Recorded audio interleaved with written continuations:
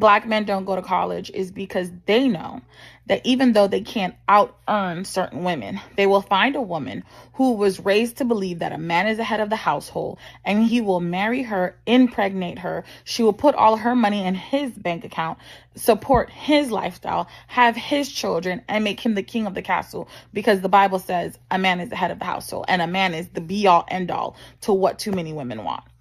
I think the biggest thing that's being not talked about with this whole black men not in college conversation, a lot that's getting lost is because I hear a lot of back and forth from the black men, right? It's just funny how when we talk about accountability, once we start talking about accountability with us, then y'all don't want to hear it. Y'all, we're so logical, but then we start talking about numbers, directed at us, and now we got to have nuance and, all this understanding and empathy. Like, bro, we have...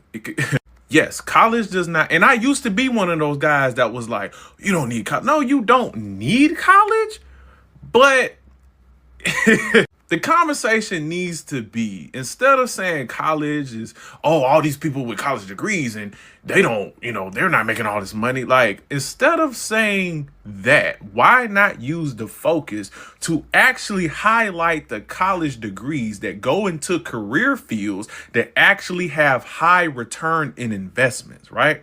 Y'all hear me talk all the time about supply chain, and that's a career path that nobody ever talks about.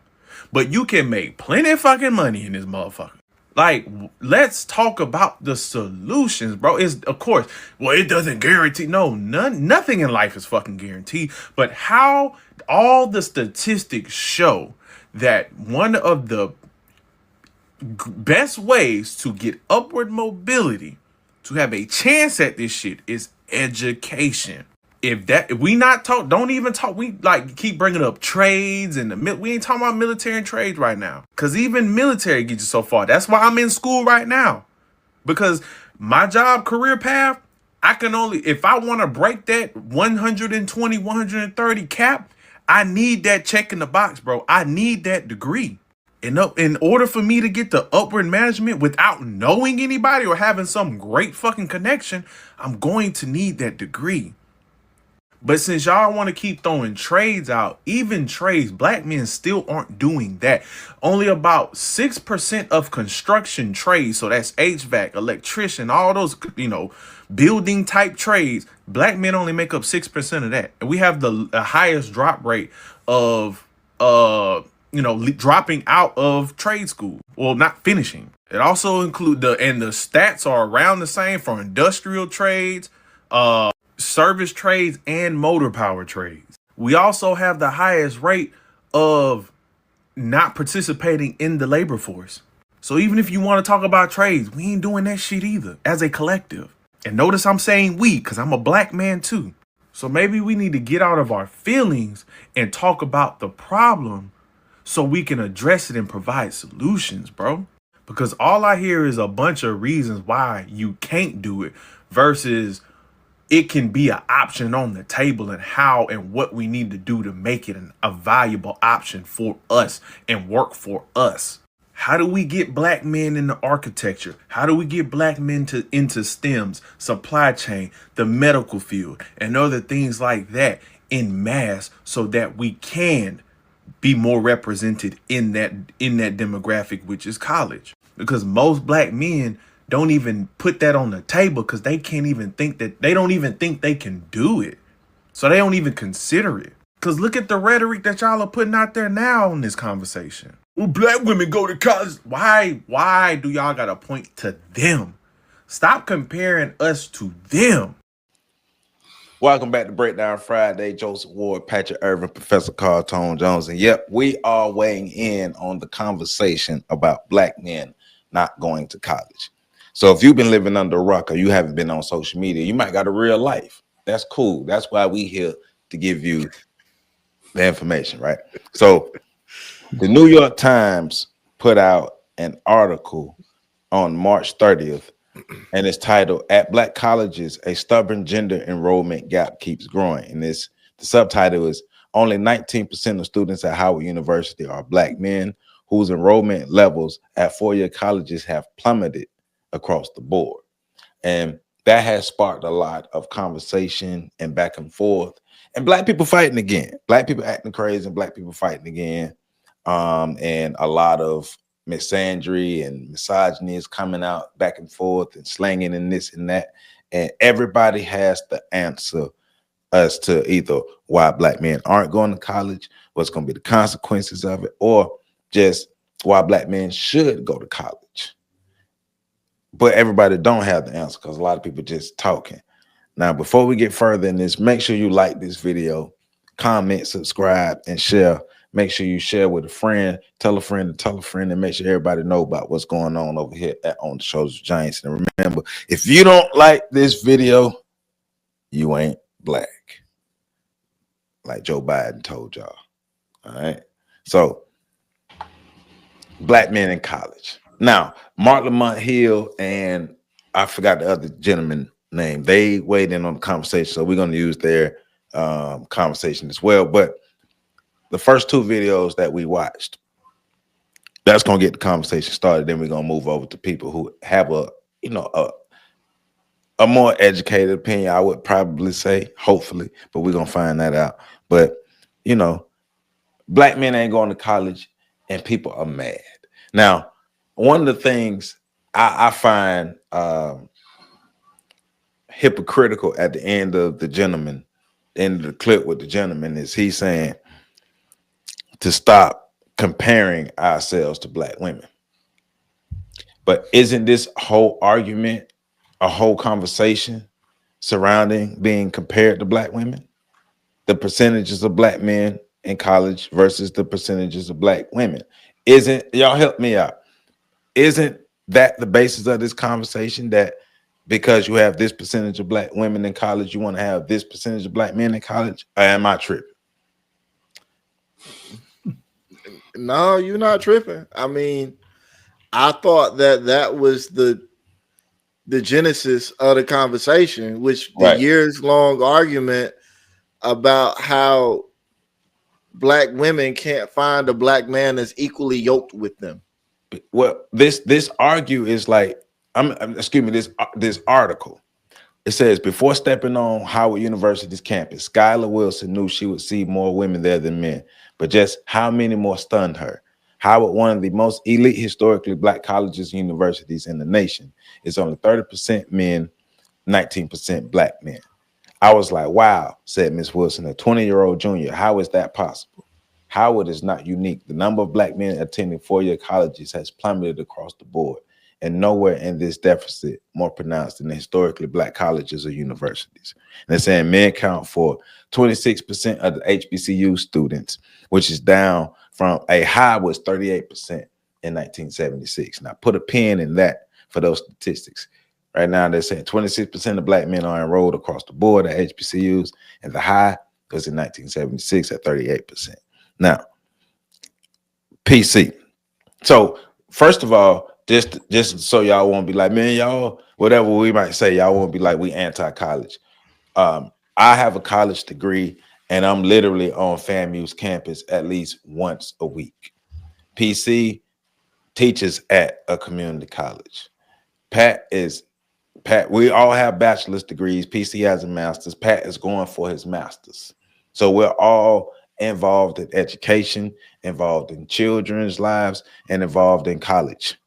So we're all for college, but we're also all for what actually is working for black men. So PC, start with you, man. What's your overall just thoughts on, like, first, the clips that we saw and just overall conversation about black men going to college?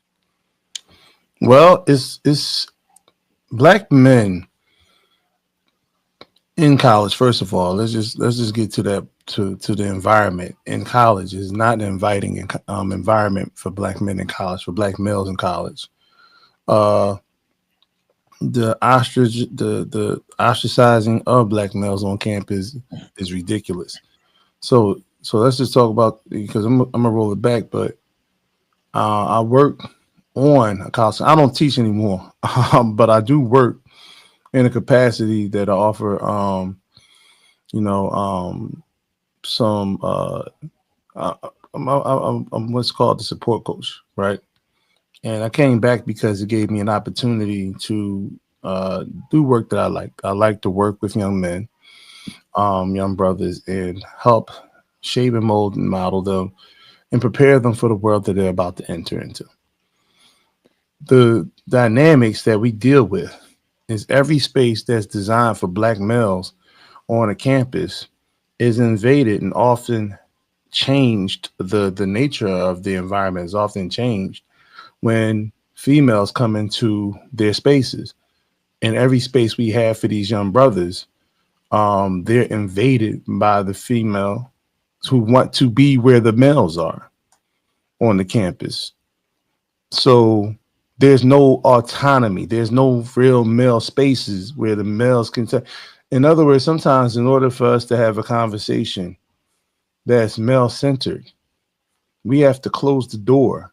Yes. So that nobody ear hustling outside the door will be able to form or lodge some type of discrimination complaint against the brothers that are there. I just want to say to that point, because I am currently involved in a helping to facilitate a man talk group at FAMU right now. And the same gentleman that I'm doing a man talk group with, he and I have been doing this man talk group over 10 years at FAMU. And we were the facilitators of a sexual violence prevention program aimed at teaching black men to be allies against black women. And so you're right. For us to get our information, to have these conversations with these black men, it have to be in closed off places where you have to strictly say only men can come, unless we won't have the privacy. So you are right about that. But then you run into the problems of saying that if it's only a male space, that you're discriminating and you're violating Title IX. So and then you're most likely to end up in the DEI office somewhere being investigated for an allegation against you. Well, and I'm saying this to say that because he talked about the high dropout rates, right? Like the program that I'm currently in right now, the Center for Male Engagement, was designed to address the fact that there are high dropout rates, to address the retention by removing the concept of imposter syndrome for a lot of these brothers on campus. To where they come to the campus and they feel like they don't belong there because they get bullied by the women. They get bullied by the female professors. And they're often not critiqued, just critiqued, but they're often put in situations where they're uncomfortable and intimidated because of the relationships with their female college professors, which there are a lot of. And so that addresses the part about them dropping out, whether it's trade school, whatever. And I'm not sure about the trade school environment. I don't know who teaches there. I don't work in a trade school. So, but if you want to get to young brothers engaged, right? Why don't we do what they're doing for the girls? Since I've been there, there have been, over the last year, about 2 to 3 programs that focused on, I think these girls may have been middle school students, but it was talking about how to get girls into STEM. And I'm talking about they were in one of the biggest ballrooms in the school. And it was a room, in these rooms, they were bringing in girls from all over the city for these programs. Meanwhile, we talked about before, black children struggle with their reading, being able to read in schools. But there's often programs put in place to help the girls get ahead. There's no programs, no care, no concern for steering young males at a particular age academically into the position where they want that they be able to seek academic achievement in our communities. The focus has been on sports. When you have young males who have the aptitude for being able to comprehend more, they're able to think faster than their peers, so then they get the work done, and then now they're bored, so they start goofing around the classroom instead of trying to find ways to intellectually stimulate those young men, they're usually punished for that. They're usually taken to the principal's office. They're usually there's some sort of backlash for them. When simply put, you didn't challenge them in the classroom to begin with. So you ostracize these young males, and we keep forgetting that. And I don't know why so many people act like there's not a war to destroy black boys. Why is it that you talk about excuses? Listen, fam, especially the brother that came on afterwards. Because it pisses me off when we become totally dismissive of the obstacles that black males face in this society that was systemically created from the inception of this country and what it became to make sure that black males never grow up to be black men. So we have these people who, because they were able to fall through the cracks or slip through the cracks, they want to pretend like the dragnet didn't catch everybody else. I can count and I often tell this story about how when I was young, if you want to do a timeline and you want to add to put on my block, right? The further I got down the block, the less of my squad was with me. They either died, they got caught up in a drug gang, they're in jail, they got hooked on drugs, whatever the case. All of this stuff is presented to them. There is no welfare to work program for men.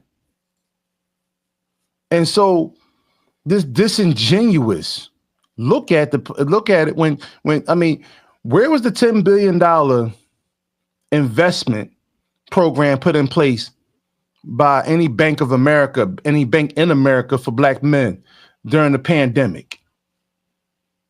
Where is the aptitude? They created this I don't even like saying it, this black boy joy, because black men were saying all y'all do is focus on the girls of Black Girl Magic.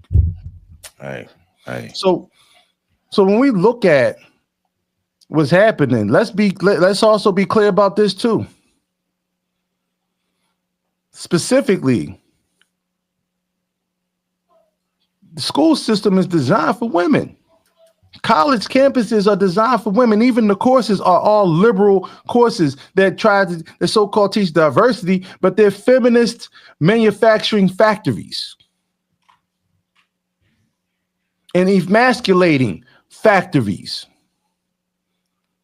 The majority, I ain't gonna say majority, but it's a large group of males on our campus that are not masculine. All right. Masculine conversation makes them feel uncomfortable. But that's who you're reaching out to when you bring them to these campuses. We talk about the inner city school districts. We were just talking about how this kid in Baltimore made it to the 12th grade, was about to go on his damn prom when they had to pull him back because they realized he didn't pass a single class in high school. Hey. And I ain't even really getting into the numbers yet.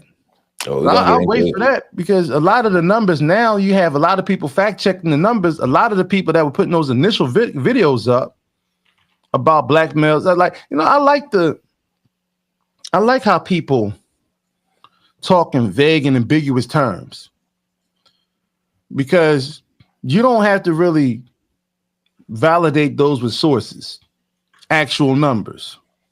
So when you talk about black men are not doing as well as black women in these particular regards, well, the numbers show, in terms of like college, going to college and enrolled in college, the numbers for every female group in the world is better than their male counterparts. Right.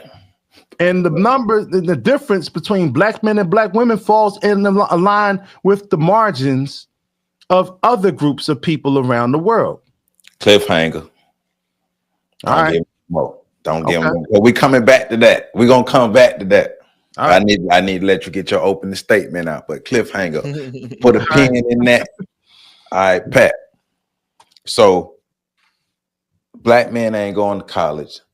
So okay, and let's set the stage. So both you and I grew up in Tallahassee, Florida, which is a college town. Mm-hmm. So, and I want to ask you these questions before I let you go, because it's gonna add to the conversation. Was there ever a point in your growing up that you thought that you would not go to college?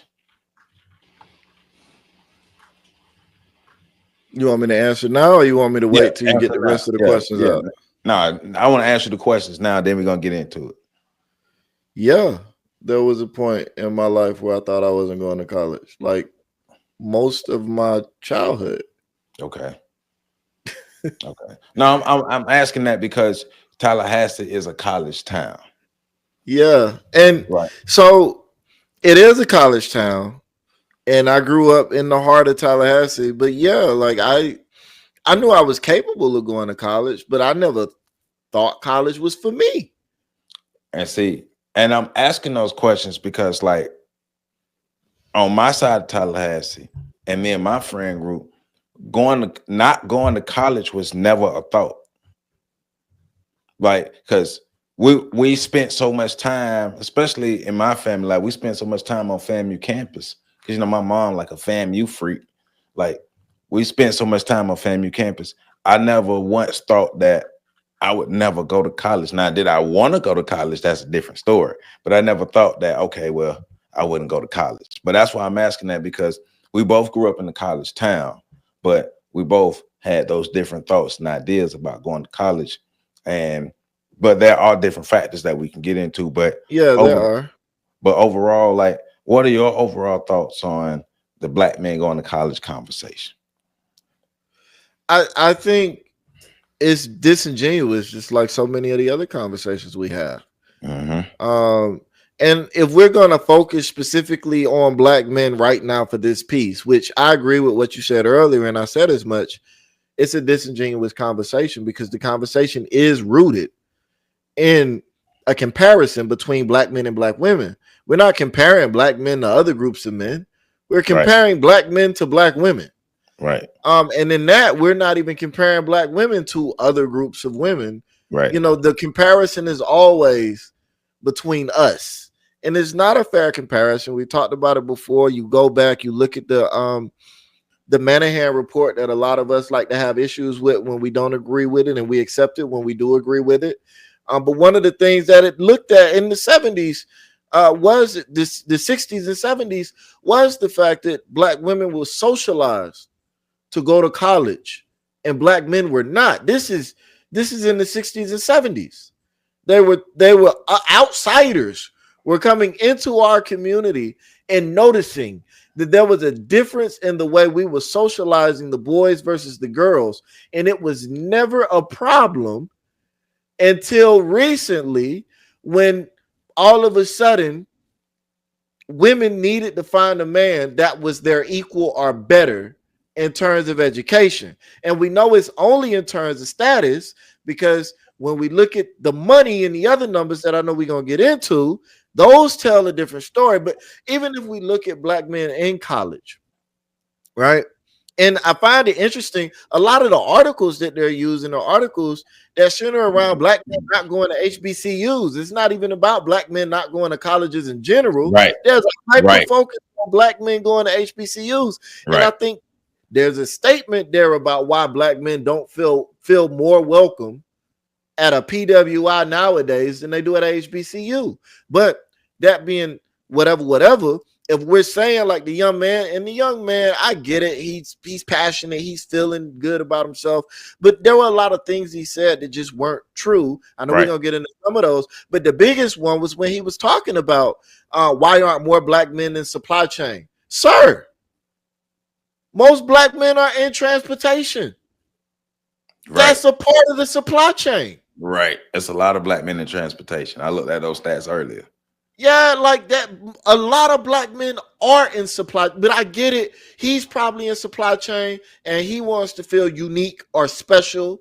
No, you're a part of a massive amount of black men in your industry, and that's fine. You know, feel good about that. Also, to this belief that you can't cross over a certain threshold of income without a degree, that is simply not true. Right. Like that is demonstrably false. So we do know that people that people that get a college degree earn more money over the lifetime on average than people that don't have a college degree. We also know that a lot of the numbers that we're basing that on is back when college degrees was only like $10,000-$15,000 to get one. What do the new numbers say about the equality of the investment? And I'm not saying the new numbers are going to tell us that now it's not worth it to get a degree, but I am pointing out the fact that a lot of the numbers and data points we're using in this discussion are old in terms of the foundational data. There's a lot that shifted in terms of the American economic landscape. But if we're going to harp on economics for a moment, which is what they're saying, then we need to look at economics, because the truth of the discussion is there are more black men making $50,000 a year or more than there are making less than $50,000 a year. And I think that is significant. There are more black men making above 50,000 than there are making less than 50,000. So now we could say that there are also a lot of black men that just aren't participating in the labor force. True. That comes with being in the socioeconomic position that we're in. That comes with the political and social times that we're in. And those are issues that we do need to address. But telling black men that they need to suck it up, buttercup, put a helmet on and go to college because it'll make their lives better is not the answer. Do black men have a problem with figuring out how to be leaders in our communities? Yes. I would say we do have a problem with that. But college is not going to fix that. And this conversation is devoid. The same as, I'll say this before people jump on us, the same as the conversation about black women is devoid. This conversation about black men is devoid of any real articulation or sophistication when it comes to the truth and the complexity of the black male experience in America. Nobody's talking about the whys, the whats, the how comes, the how longs, all of these things. They're just saying black men need to get it together. Well, you can't just say that unless you can articulate how it got here. You can't even give us a viable solution if you don't know how it got here. So I think the conversation is empty. And I think as a black man, it does feel like just another one of those things where it's like, and I know black women say this too, and I constantly say, I hear y'all when y'all say it. Now hear us when we say it. It feels like people are always shitting on black men.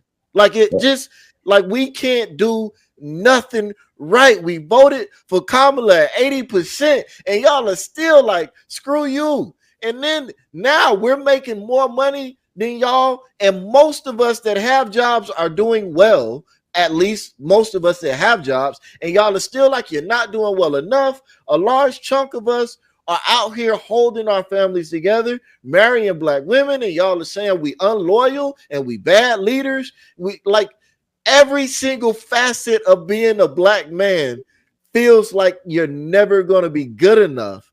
And so, of course, growing up in that environment, why would a young black boy looking at this world, looking at the internet that just told them that they want y'all to die, from black women saying that, why would they look at the world and say, you know what?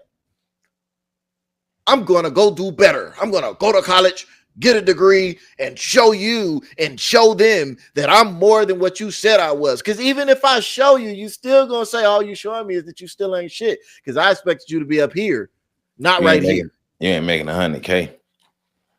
And even if you are making 100K, you ain't making 150, and then you cross that barrier. You ain't making 200, cross that barrier. You ain't making 250. Like at every, and so here we say, I can at least point to instances where people are celebrating and saluting other groups. In particular, I will bring black women into this narrative because this is disingenuous to say this is not about black women. Right. The whole argument is fueled by black women who are mad because they can't find a man that they feel is suitable for them, and the men that they can find that are suitable for them, they can't have them for whatever reason. So right. I have at least seen videos where people are saying black women are magic, black women are strong, they have all of these, they're gushing over black women. And I love that. I appreciate it. I really do love it. I haven't seen a whole lot of videos like that for black men in my life. I'm talking about the accumulation of all the content and media I've consumed in my life on the internet and on TV before the internet. I have not seen a whole lot of black males being celebrated and praised in my life. And now it's just kind of like, all right, this is another way to kick the can. Now we broke when we make more. How am I broke and I make more than you? Well, so now we're talking about perception and narratives and all these things that help further divide our community. Because once again, black people have found something else to argue about. Right. Well, hold up, Joe, because I'm not going to. Well, I'm gonna put it like this. I don't necessarily see it as something where we're talking about where we can look at it and say there's a divide. No, there is an attempt to neuter and train and domesticate black men over again every time we achieve something. And it's an interesting piece came out recently where Barack Obama stated that within his own home that his voice didn't matter, where his wife and his two daughters would ridicule him and disregard her in his own home.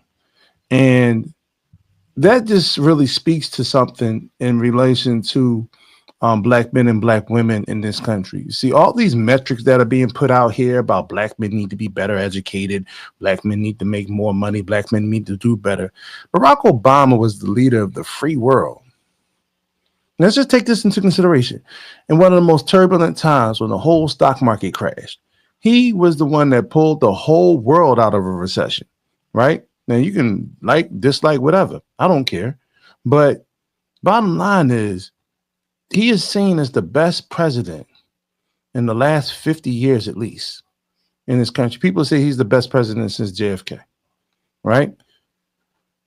And yet and still, a black man who has accomplished the mantle of the highest position in the country that leads the free world isn't even seen with respect in his own house.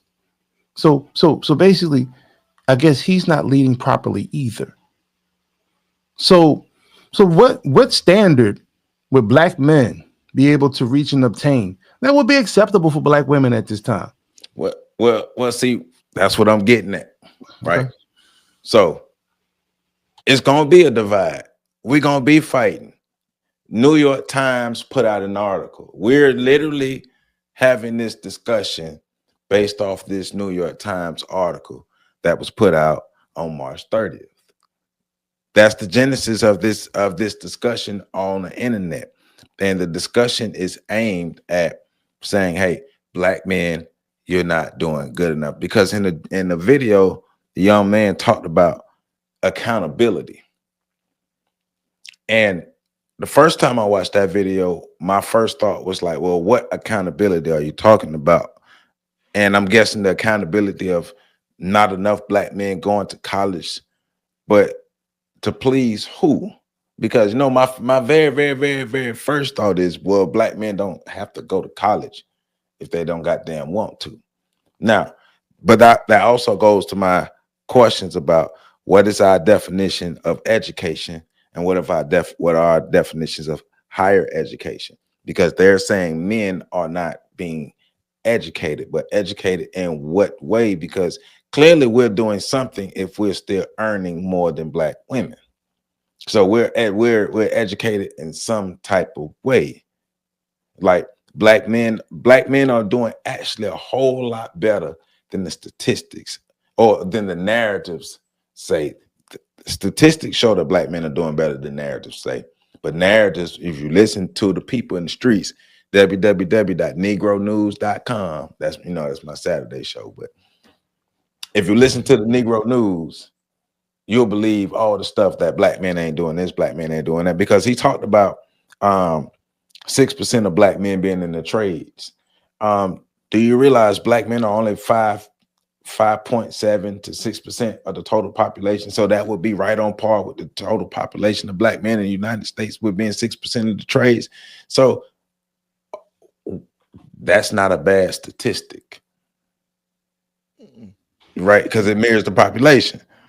Mm-hmm. So, and then, he talked about black men dropping out of trade school. Okay.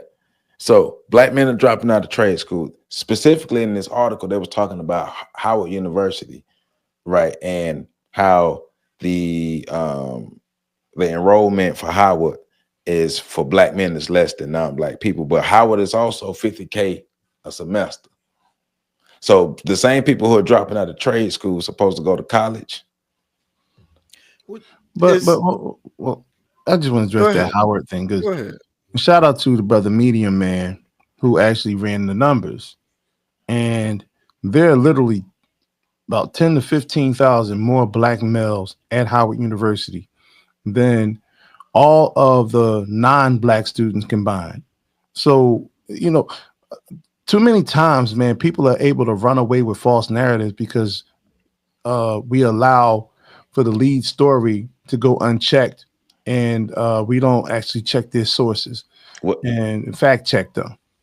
But that's the basis of what I'm getting at in this is we let this New York Times article bring us to where we are. And then now we got to have this conversation. Shit. We got to be in that number of people setting shit straight, because black women have been gassed up by this New York Times article and jumped on the internet and start shitting on black men. Hence that first video in the clip where she's talking about black men don't want to go to college because they want to leech off of black women. Yeah.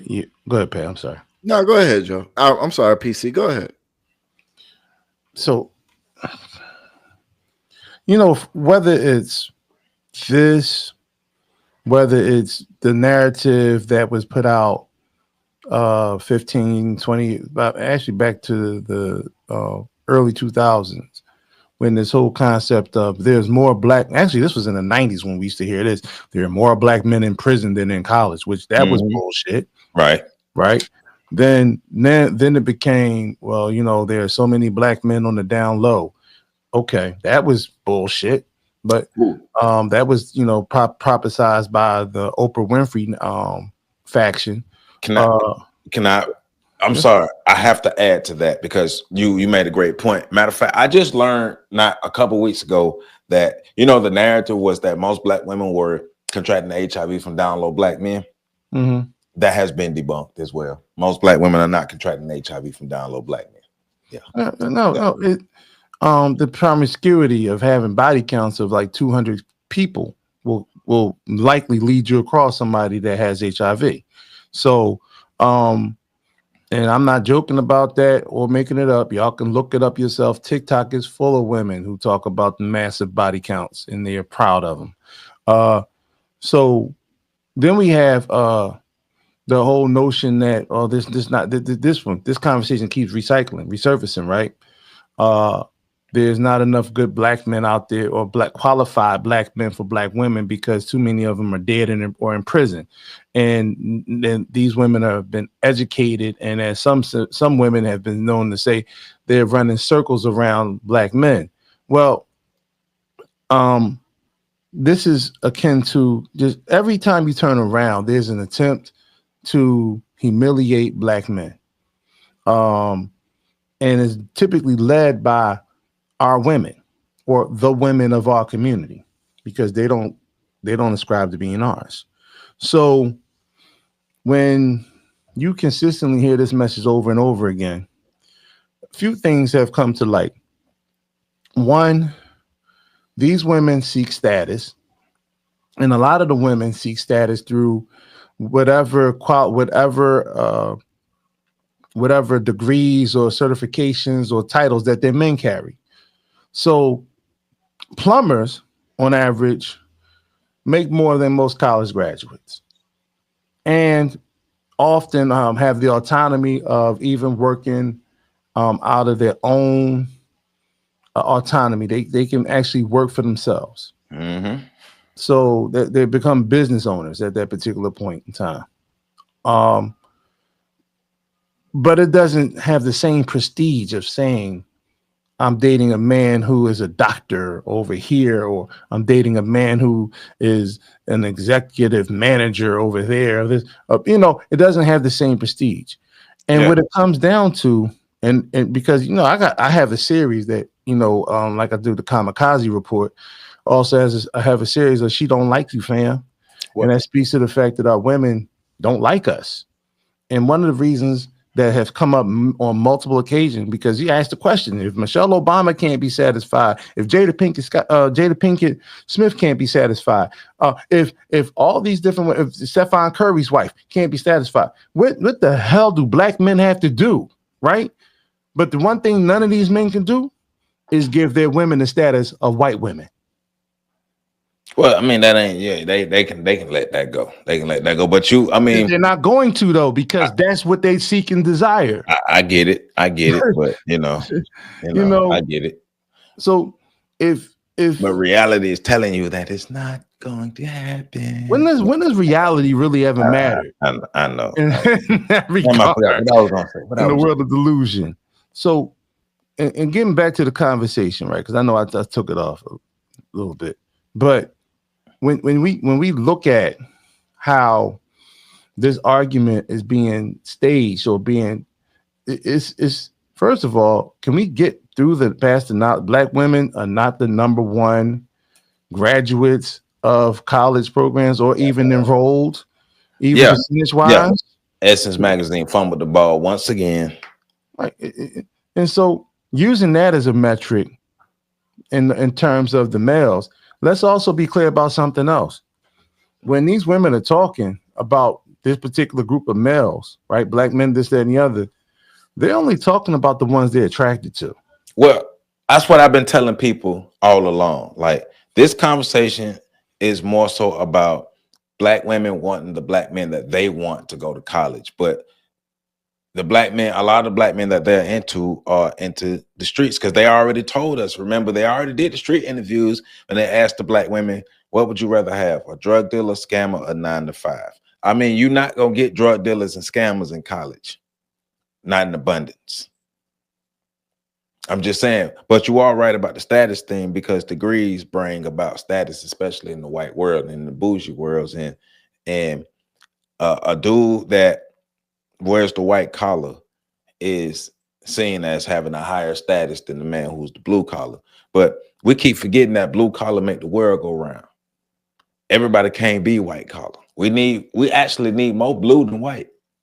The blue collar is really what makes the world go round. If we don't have no blue collar men, we would literally fall apart. They the ones maintain the infrastructure and keep the everyday stuff going. Like everybody, because right now it's either like you want to be white collar or you want to be a entertainer or something, like entertainer, athlete or something like that. And it's like we keep forgetting about the infrastructure and the stuff that actually make this world go around. And some of that involves going to college and some of that doesn't. But I want to get to the stats before we get to the definition of education and higher ed. PC, I know you and Pat were talking about these stats. Let's get to these stats that was revealed. And so you're talking about Medium Man had some stats. Do you have them? Well, the stats that he had, hold on, because I was looking at something else and I came off the screen. Okay. So you're gonna have to give me a second or two to find the ones that he. Because I want, I'll find them. Okay. No. Go ahead and talk. Your stats. I'm gonna find the ones for Medium Man. No, that's the one. That's what I was talking about, because I didn't see the stats. I didn't know he had stats on that. So that's why when you said that, I was saying if you had them. Well, the stats that I know that I have, because I looked this up, because I try to stay on top of these types of stats, because this conversation is always just under the surface about the inadequacy of black men, and that's one thing I'm not going to like, even because the last dude that you played, he tried to turn the conversation into a black male versus black male conversation. That's not the conversation. Yeah, this is not, we need to reflect and get better, because that's not what this is. This conversation is black women are saying black men are not adequate. Okay. If we're going to have that conversation, y'all have to be upfront about what y'all mean when y'all say inadequate. And then you have to actually show how we're inadequate. And it has to be a population thing. We're not talking about like PC said, the men that you want to be adequate not being adequate, and then there's a whole pool of other men that are adequate that you just don't want. Well, that's tough for you, boo-boo. But anyways, the reason I can point to the 50K or more stat is because I've looked at those numbers so much, they're like enshrined in my brain. Like, they're about 3,400,000 plus black men that make $50,000 a year or more. That make $50,000 a year or more. There are only about 3,300,000 black men that make less than $50,000 a year. So you're talking about a gap of roughly 75 to 100,000 black men. Not a big gap, but a gap nonetheless. It shows that more of us are making more money. And then when you compare that to the women, who is the inverse for them, most of them are making less than 50K. Well, that right there, because the narrative is black women are running circles around black men, but that narrative is based off of black women going to college more than black men, not necessarily black women's overall success and achievement versus black men. And then when we talk about the dropout rate, black people have the lowest or the highest dropout rate when it comes to college. Period. Black men are the worst for men at a roughly around 40, 44, 45%, something like that. And black women are the worst for women at right around the same mark, right around the same area. So again, even when we're talking now, the only leg up that black women have is that more of them apply and go to college. But it actually means that because we're right around the same percentage, raw numbers wise, there are more black women dropping out of college than black men. Yeah. So we go to those numbers. But then when we talk about those numbers, now we're talking about the social expectations. It's expected for a man to be the primary breadwinner and thus going to college because it allegedly increases your earning potential.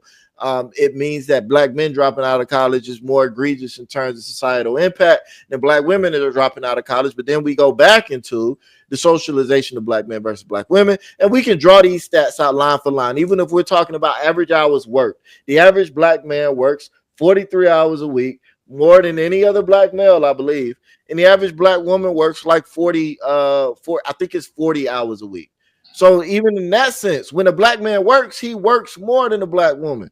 Now, the black woman is second only to the Asian woman, I believe it is. The Asian woman works a little bit more than black women. But men as a whole work more hours per week on average than women. Right. Down the line, the only number that black women are consistently and regularly beating black men at is average weight.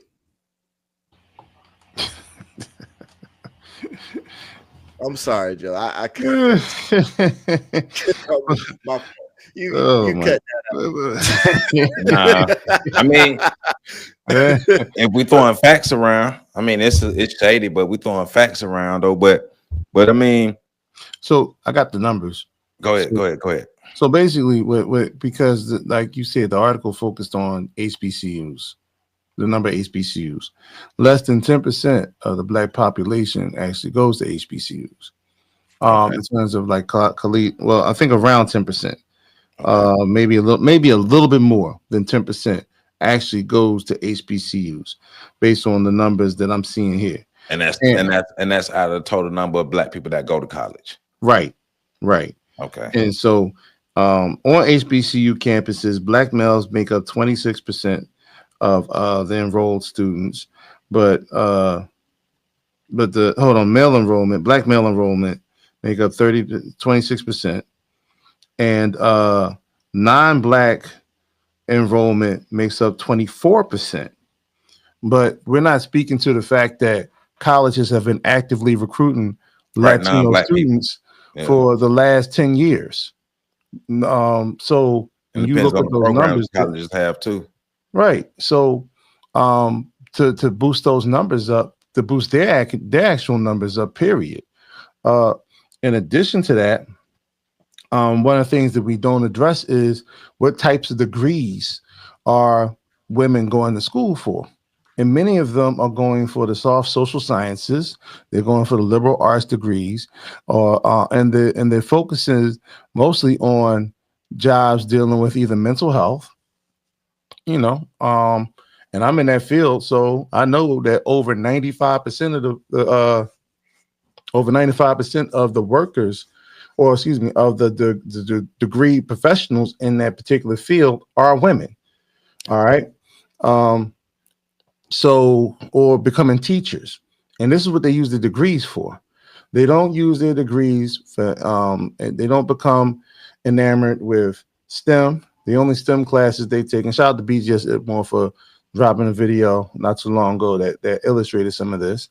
But the only STEM class they take in the sciences is biology. And a lot of that is because a lot of them become nurses. Right. Got to take it for the medical field. Right. So, but in terms of the sciences that are the foundation of, growth in the country, innovation, whether it's engineering, tech, those things are dominated by the males.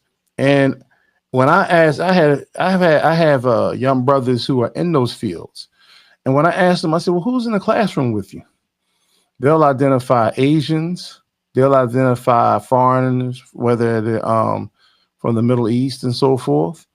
But the one thing they never say is they've never seen any black females in those classes with them. Hey, look, we're earning more and having less children out of wedlock than our counterparts. Yeah, well, and college isn't the same focus for us as it is for them. But once again, we're earning more, having less children out of wedlock, and we weigh less. But think about it like this, right?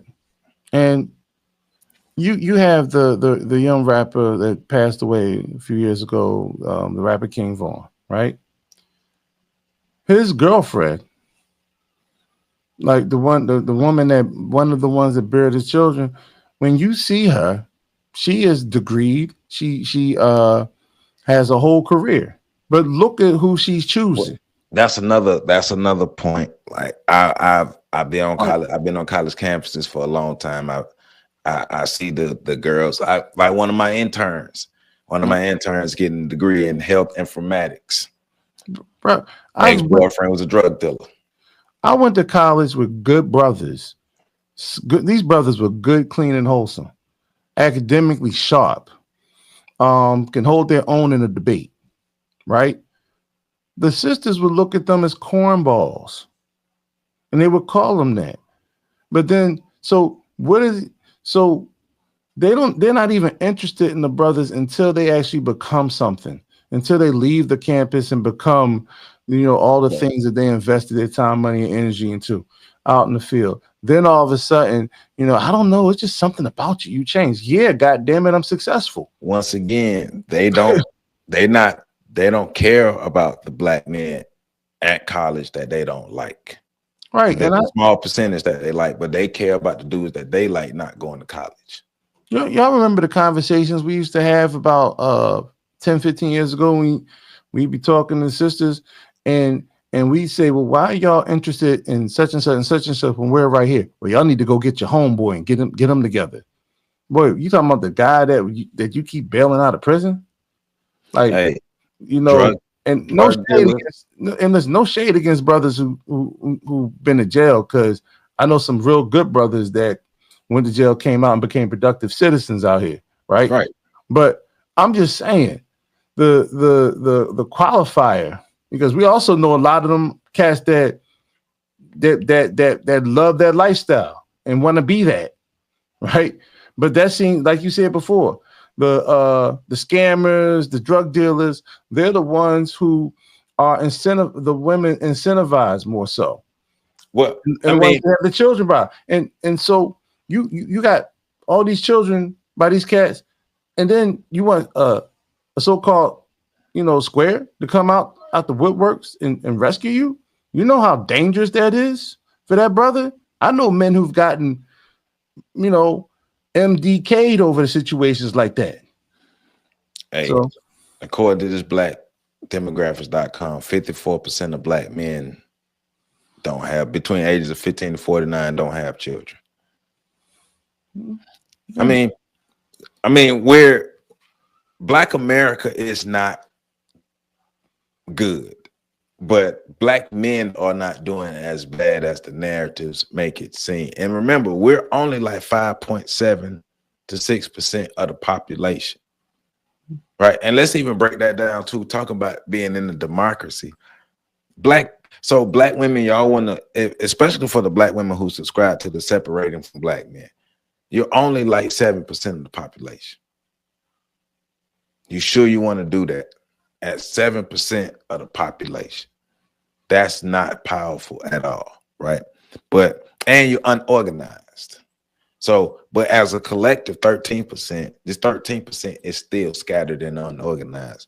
No real power, no real thing. And then, hey, New York Times started an article and we started to argue again. See, we might have to do a part 2 because we didn't even get to the Mark Lamont Hill part, because just off of this first video and off of this stuff that we have. But Pat, I want to bring you back in, man. You've been quiet, man. Like, I mean, so all right. Well, real quick before we get to action steps, how are we going to define education and higher education? Because it seems as if you don't go to college, you're not educated. So, what is to you, Pat? Like, or help us, PC, what is education? Like, how are we defining education? How should it be defined? Or even higher education? Because do I have to go to college to be educated? And if I get certificates and read the same books that they read in college, but I read them on my own, am I educated? So the idea that you need to check a box to gain income, I know that, and I know I'm going a roundabout, but I'm gonna answer your question. And the direct answer to your question is no. You don't need a degree to be educated. Because education is about acquiring skills, knowledge, and information. Because they should teach us how to solve problems, right? Well, that's the funny thing about education, right? You can be educated in terms of knowing how to do things, knowing information, but being educated and actually being able to utilize it, those are two separate skill sets. Right. So a good educator and a good educational system will produce people that are both educated and capable of solving problems.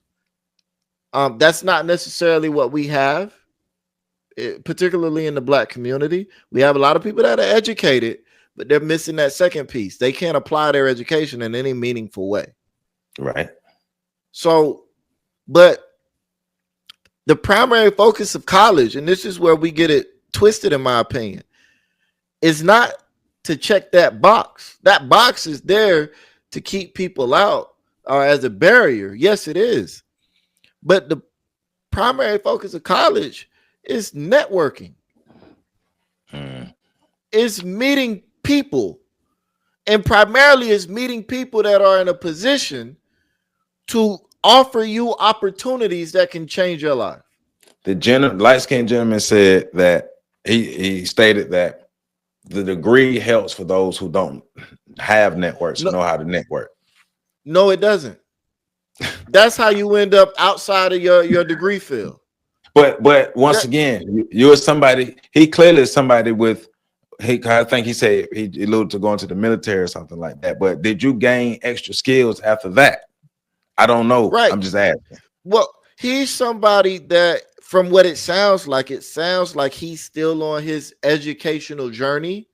And so he's still speaking from the perspective, from a theoretical lens about what education will do for him. And that's fine. I'm not, because it does give you a key to certain doors. The problem with having a key to a door is somebody's got to show you the door first. Unless you're just going to walk up to all the doors and try your key. Well, that's a wasted life. You can spend your whole life trying doors that don't open. Versus the person over here who don't even have a key. He just knows somebody. He met somebody. And they was like, oh, bro, you got to come in this room. Nah, forget all them doors over there. Come in this room. I ain't got a key. What the fuck you talking about a key for? The door is open. I opened it. Come on. That's what college is. That's what it was like from my perspective. Of course, PC's more of a historian than me. He can clear this up. But from my perspective, college was intended for the old white bougie elite class, for their sons, their children can rub elbows together and continue the family fortune by intertwining with each other, mingling with each other, working with each other. And they barricaded all of the other people with all of these other stipulations. But for the elite, my child, if I'm a part of the elite, my child doesn't need a college degree. My child has access to those spaces because we're elite. You're not going to get into those spaces unless you create that space for yourself. 9 times out of 10 in America, it doesn't matter what kind of degree you got. It does not matter. That's how come the skill set. Right. That and so I'll land with this. This is why not too long ago, me and my niece were riding in the car and I pulled up this video of this black woman and she was saying, as somebody with a PhD, I want to tell you black women the truth about getting a PhD. This is a status degree. You're not going to make a ton of money with a PhD, which I agree with. In a lot of ways, the PhD is a status degree, unless you're doing something that requires a PhD to do it. In most cases, PhD is a status degree. I don't disagree with her. Then she said, if you really want to make money, you need to get an MBA. And I was thinking to myself, right now, in the middle of the deluge of MBAs flooding the market, you're telling black women to go get one of these things that is being massively devalued as we speak because everybody is getting one, and that's going to get them a bunch of money. Well, I mean, it's the trend. It's the trend. I just came across this post on Instagram. They're talking about there's a shortage of 550,000 plumbers and 400,000 electricians across the U.S. And that is essentially what I'm alluding to. But now I remember the words of Chancellor Williams. We don't allude, we be direct. If you want to make money, you need to go where there is a skill gap and fill that gap. That's where the money exists. All right. And right now, that gap is not in a whole lot of things with a college degree. That gap is in a whole lot of things that require skills, trades, and connections. So education is wonderful, but in what you get from college 9 times out of 10, and I can definitely speak to this from those people that are trying to go be a therapist. I can speak to this intimately. PC can too, I'm sure, because he's been one for 20 years. You're not getting applicable skills. Well, see, that's why I'm saying, like, to me, education is being able to learn knowledge or skill, and higher education is being able to utilize that knowledge or skill. Because, like you said, you have to. Education to me includes gaining knowledge, gaining a skill, gaining know-how, gaining a social network, gaining all the tools that you need. And higher education is, in my opinion, is applying that and being successful with it, and then learning more as you go, and then continuing to better yourself as you go. Like, education can't just be, well, you go to college, because even if you go to college, everything we just said, you still gonna have to do. You're still gonna have to build a network. You're still gonna have to have skills. You're still gonna have to have a know-how. You're still gonna have to have all that stuff, whether you go to college or not. And like Pat said, yeah, college is a great place to build those foundations for that. But no matter if you have a degree or not, you're gonna have to have those things. Skills pay the bills. Degrees can bring fees. And yes, you can use both to your advantage if you have the know-how. At the end of the day, if you don't know how to use your degree or your skill set, because I'm not advocating for either, but I am saying stop shitting on black men just because an article comes out, right?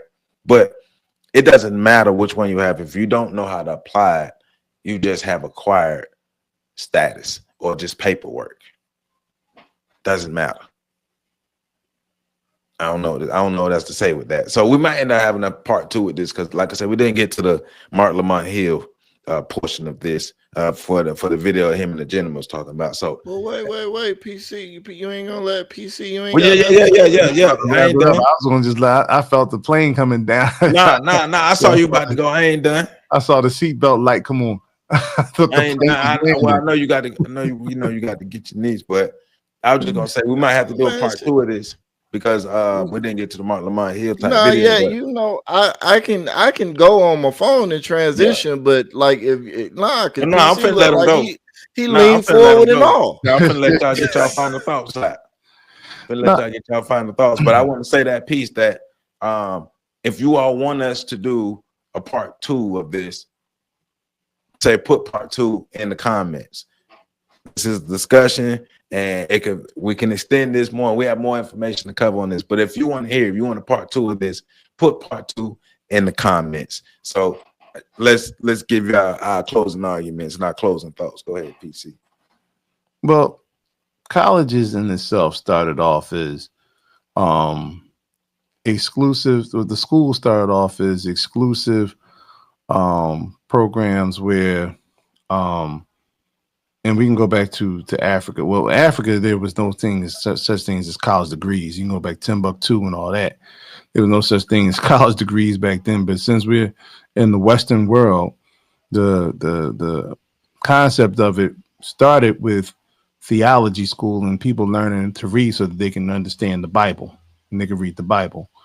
It then grew from the religious class and castes to the nobility and them being able to, as Pat said, create programs of exclusion for their children, and also places where their children can meet and network. That's when you started having the advent of fraternities and sororities and creating those programs, those places where you can create that type of exclusion.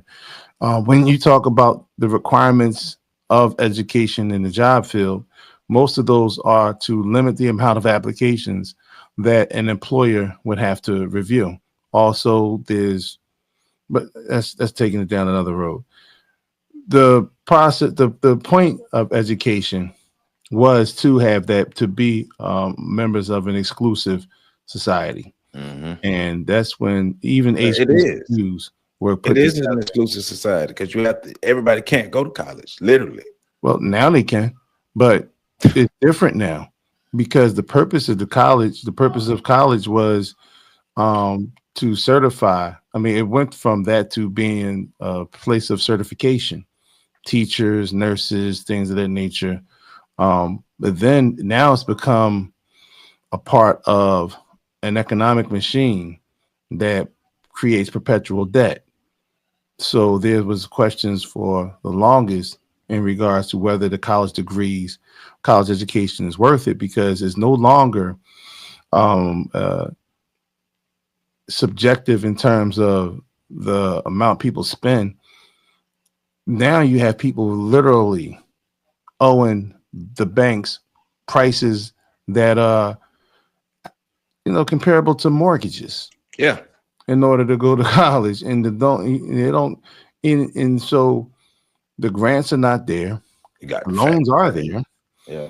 And so the bottom line is, they were created as places of exclusion. Even the HBCUs were created for the offspring of wealthy landowners who owned slaves, African slaves, and there was a place to send their biracial children. And that's why the HBCUs, the majority of them, started off with an admittance requirement of you passing the brown paper bag test. And so we're taking these places right now and we're utilizing them to scrutinize black males.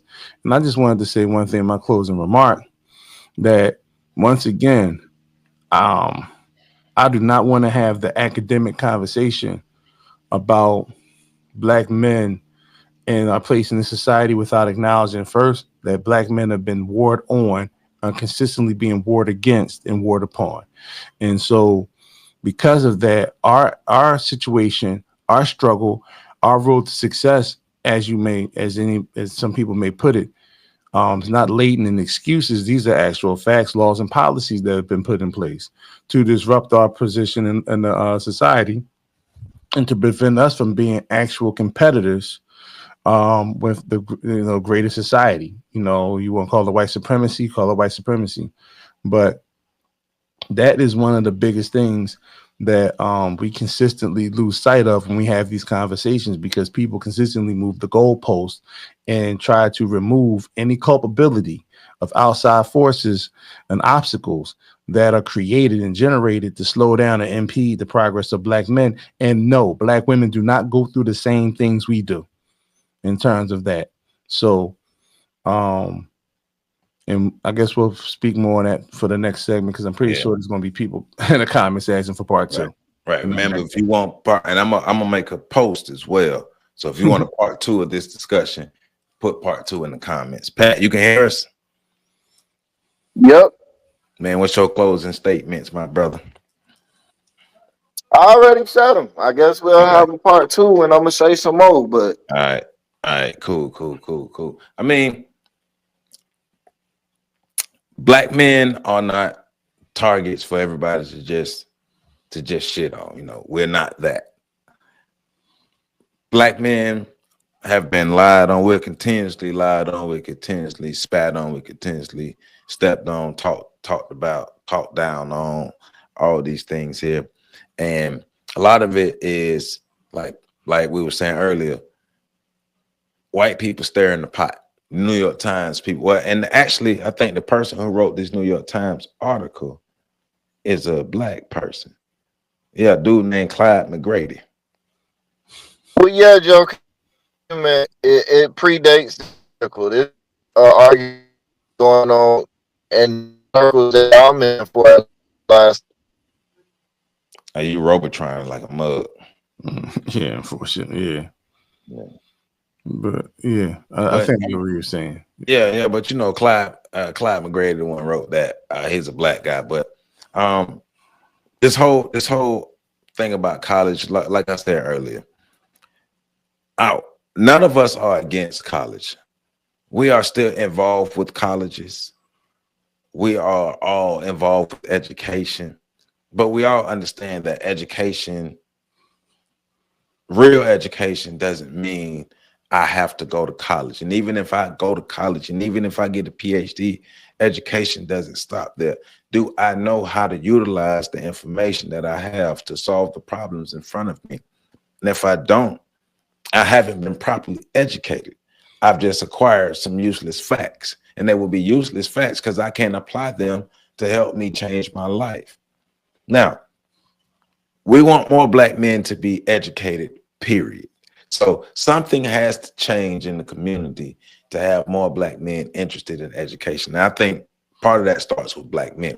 So even in this conversation, I don't think black women should be talking to black men about this, and especially scolding and waving their fingers at us. This is a conversation between black men and young black men, that these are things that we need to solve, but also we do have to bring black women back into the conversation, because a lot of these black men are coming from single parent households. So we have to have the black women on board. But I do think the black men need to be heading this, and then we need to be in conjunction with the black women to solve this issue, because this is an issue where we're focusing on one group educationally more than the other group, and then we're focusing on one group athletically or industrially more than the other group. So how do we solve this without arguing. We're adults. The adults in this supposed to be able to solve this without arguing, but here we are. And everybody who's taking this chance to take a dump on black men, y'all go to hell. Right? Go to hell.